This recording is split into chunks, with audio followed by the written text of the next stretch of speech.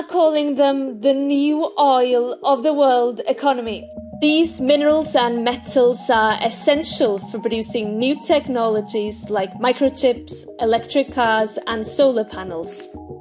And governments are scrambling to secure them.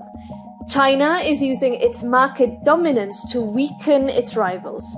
US President Donald Trump has invoked wartime powers to boost production and has even threatened to seize mineral-rich Canada and Greenland. But where is the European Union in the global race for raw materials? We break it down in EU-decoded.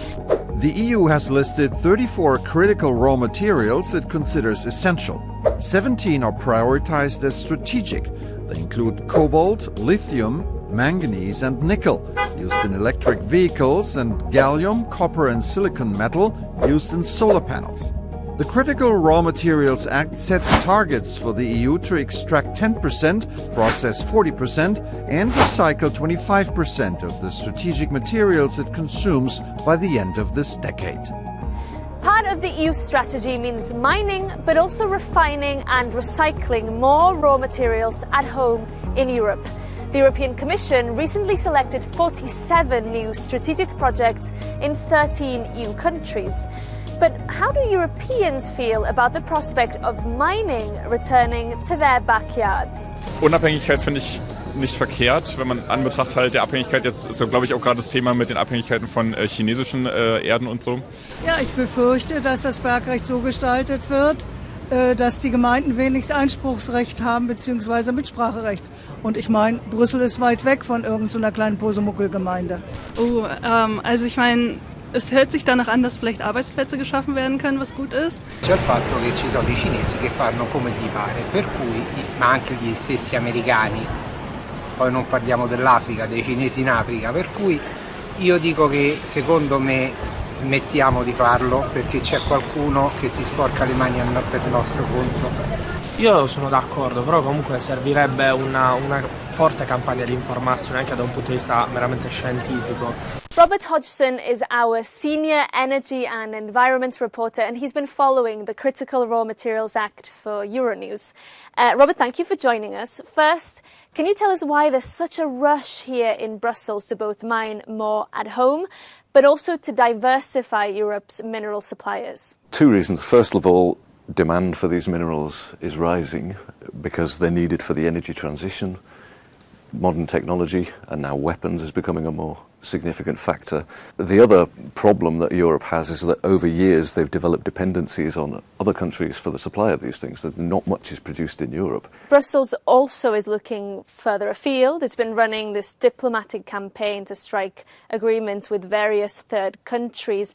They say these are like-minded third countries. Is this campaign to strike these deals working? Well, the diplomatic offensive began in 2021 with the signing of a memorandum of understanding with Canada, which I suppose you can quite happily call like-minded. And it's also a powerhouse of minerals production. They've followed with several others. The next one was Ukraine, and that was signed just 6 months before the Russian invasion. Since then, they've built up the number of these MOUs to 14. And they have other countries, including Rwanda, the Democratic Republic of Congo. And it's becoming more evident that there's a problem around the sort of moral questions around whether we should be doing business with a certain country. Rwanda has come into focus recently because the Rwandan military has been supporting rebel groups in the Eastern Democratic Republic of Congo, and there's been credible reports from the UN and NGOs that minerals are being smuggled across the border into Rwanda and then exported to Europe. And these are sort of known as conflict minerals. You can see the same moral questions arising in Ukraine because the EU has its memorandum signed with Ukraine, but at the same time, the Trump administration has been pushing Ukraine to sign a deal with the US in exchange for continued military support, where they want access, essentially open access to all of the Ukraine's mineral wealth. 13 EU countries have been selected for new raw materials projects, but domestic measures aren't enough. The EU has also struck partnerships on minerals with 14 world countries, including Australia, Chile, and the DRC. This is to reduce dependencies. For example, the EU relies on China for 100% of its rare earths, Turkey for 98% of boron, and South Africa for 71% of platinum. Joining me now to delve a little bit deeper into the Critical Raw Materials Act is Eduardo Righetti, who is a researcher in energy, resources and climate change at the CEPS think tank here in Brussels. The Critical Raw Materials Act was conceived to kind of support and underpin the European Green Deal, but now we're seeing a push to rearm Europe. Does this mean also that the Act is becoming even more critical and strategic for the EU? Yeah, it is true that the aerospace and defense sectors also heavily depend on critical raw materials. Applications such as aircrafts or vessels and ammunition, as well as satellites and other space applications, all require materials like rare earths, graphite, cobalt, and others. One of the goals of the Act is to actually increase the amount of critical raw materials that the EU recycles by the end of this decade.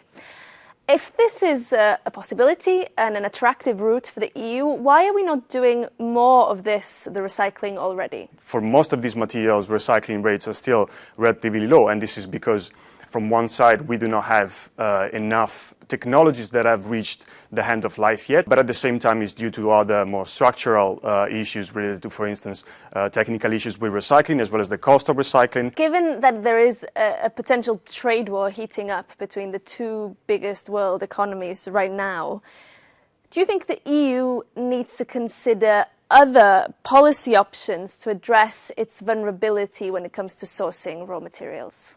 Now, there are several elements within the Act that go in that direction, from the improvement of risk monitoring efforts, including through stress testing, but also the requirements for large companies using these materials. Now, all these elements, together with other medium to long-term strategies, such as setting up partnerships with resource-rich countries, can help mitigate supply risks. But at the same time, of course, we know there's no one single silver bullet, and even setting up these systems will take time, especially in the EU. In an energy transition and a global arms race, the demand for minerals will only increase, but competition is aggressive and could revive historic inequalities. Trump is demanding access to Greenland, Canada and Ukraine's mineral wealth. In places like Myanmar and the Democratic Republic of the Congo, the mineral rush continues to drive conflict.